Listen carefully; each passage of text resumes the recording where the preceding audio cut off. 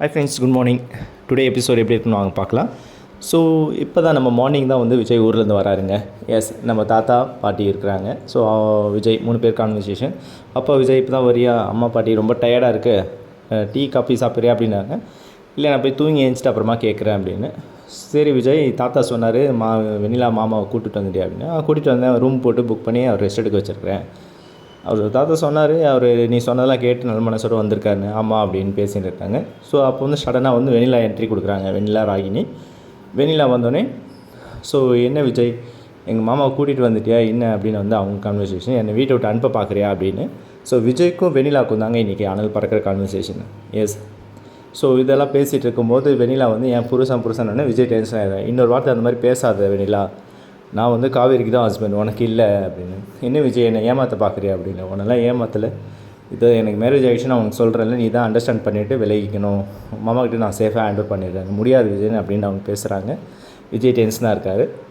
So இந்த conversation அப்புறம் பார்த்தீங்கன்னா, நம்ம பசுபதி வந்து வெண்ணிலா மாமா வந்து மீட் பண்ணிடுறாரு. வீட்டுக்கு வர வச்சு மீட் பண்ணுற மாதிரி சீனுங்க.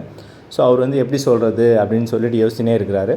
பட் இருக்கிற எல்லா டீட்டெயில்ஸும் விஜய் பற்றி, மேரேஜ் அது எல்லாமே சொல்லிடுறாரு. சொன்ன பிறகு அவர் வெண்ணிலா மாமாவுக்கு வந்து டவுட்டாக தான் இருக்குது. பட் அந்த நேரத்தில் ராகினி வந்து வெண்ணிலாவை கூப்பிட்டு வந்து, எஸ் அவர் சொல்கிறதெல்லாம் உண்மை தான் அப்படின்ற மாதிரி கான்வர்சேஷன் கொடுத்துட்றாங்க. அவரும் நம்பிடுறாரு. அதுக்கப்புறம் நம்ம ராகினி வந்து கான்ட்ராக்ட் மேரேஜ் பற்றி அவங்க மாமாட்ட சொல்லிடுறாங்க. 2 பேருக்குமே அது தெரிஞ்சு. ஆஃப்டர் தட் ப்ரெஸ் மீட் தாங்க.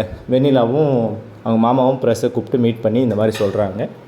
விஜய் கன்ஸ்ட்ரக்ஷன் ஓனர் விஜய் வந்து இந்த மாதிரி வெண்ணிலாவை வந்து கல்யாணம் பண்ணிக்கிறேன்னு சொல்லிட்டு கல்யாணம் பண்ணலை. ஸோ அவர்னால தான் அவங்க அப்பா அம்மாவை இழந்துட்டு அவள் நிற்கிறா. ஸோ வரலன்னு அவர் தேடி பார்த்துட்டு மேரேஜ் பண்ணிட்டாரு அப்படின்னு.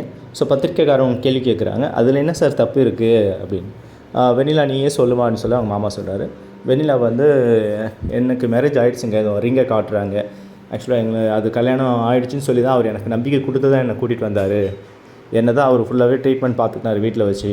இது போகிறதுக்கு அவங்க தான் பார்த்துட்ருக்குறாங்க. பட் என்னை வந்து இப்போ வெளியே அனுப்ப பார்க்குறாங்க அப்படின்னு. இதுக்கு நீங்கள் தாங்க எனக்கு ஒரு நியாயம் வாங்கி கொடுக்கணும், எனக்கு நீங்கள் தான் ஃபுல் சப்போர்ட் பண்ணணும்னு சொல்லிட்டு ப்ரெஸ் மீட்டில் சொல்கிறாங்க. இதான் ஃப்ரெண்ட்ஸ் இன்றைக்கி நடந்து. நம்ம சேனலை சப்ஸ்கிரைப் பண்ணுங்கள், ஷேர் பண்ணுங்கள், லைக் பண்ணுங்கள், கமெண்ட் பண்ணுங்கள். தேங்க்யூ.